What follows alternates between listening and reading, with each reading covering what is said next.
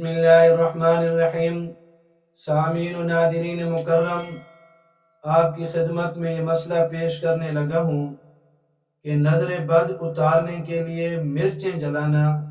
یہ شریعت کی نظر میں کیسا ہے۔ تو چنانچہ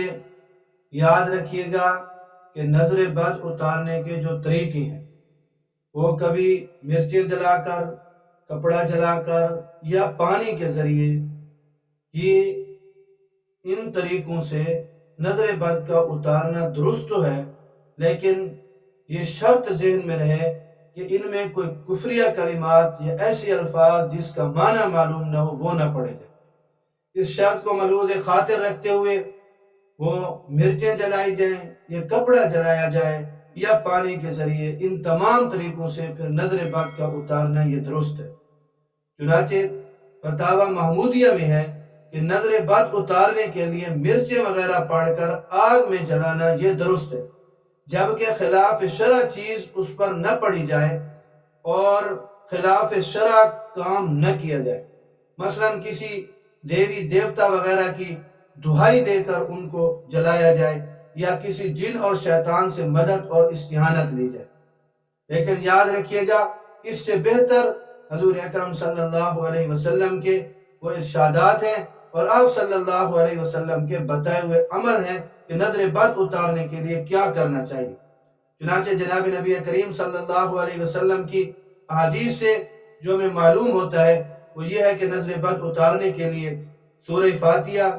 آیت الکرسی، معوذتین، قل اعوذ برب الفلق، قل اعوذ برب الناس یہ پڑھی جائے اور اس کے ذریعے سے اس کو دم کیا جائے۔ اور اسی طرح یہ حدیث پاک میں یہ دعا بھی آتی ہے کہ یہ پڑھی جائے اور اس کے ذریعے سے دم کیا جائے، اعوذ بکلمات اللہ التامہ من کل شیطان وہامہ ومن کل عین لامہ۔ اس کا بھی دم کیا جا سکتا ہے۔ نظر بد اتارنے کے لیے یہ ایک بہترین وظیفہ ہے اور ایک بہترین عمل ہے جو حدیث پاک میں آیا ہے۔ اسی طرح آپ صلی اللہ علیہ وسلم کا قول مبارک ہے کہ جس کو نظر بد ہو، نظر بد کا جس پر اثر ہو تو یہ دعا پڑھی جائے اور اس کے ذریعے سے اسے دم کیا جائے کہ بسم اللہ اللہم اذہب حرہا و بردہا و وصبہا، دم کر کے اس کے بعد قم باذن اللہ کہا جائے تو چنانچہ وہ اثر ختم ہو جائے گا۔ اسی طرح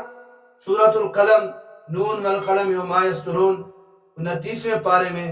دوسرے نمبر کی سورت، وہ اس کی جو آخری آیات ہے، وَإِن يَكَادُ الَّذِينَ كَفَرُوا لَيُزْلِقُونَكَ بِأَبْصَارِهِمْ لَمَّا سَمِعُوا الذِّكْرَ وَيَقُولُونَ إِنَّهُ لَمَجْنُونٌ وَمَا هُوَ إِلَّا ذِكْرٌ لِلْعَالَمِينَ۔ یہ دو آیات یہ بھی کہتی ہیں کہ جس پر نظر بد کا اثر ہو اس پڑھ کر اس پر دم کی جائیں تو یہ بہت ہی مجرب ہے کہ نظر بد کا اثر یہ ختم ہو جائے گا، نظر بد ختم ہو جائے گی۔ تو لہذا وہ طریقہ کرنا اور حدیث پاک کا طریقہ کرنا یہ آپ خود بہتر سمجھتے ہیں کہ ان میں جو ہے وہ بہتر کیا ہے۔ ظاہر بات ہے جناب نبی کریم صلی اللہ علیہ وسلم کے بتائے ہوئے عمل اور وظیفے وہ ہمارے طریقوں سے بہتر ہی بہتر ہیں، تو لہذا اس پر عمل کیا جائے، نہ کہ اس چیز کو استعمال کیا جائے جو ہمارے اپنے بنائے ہوئے طریقے ہیں۔ اللہ رب العزت مجھے اور آپ سب کو دین سمجھنے کو، اس پر عمل کی توفیق نصیب فرمائے۔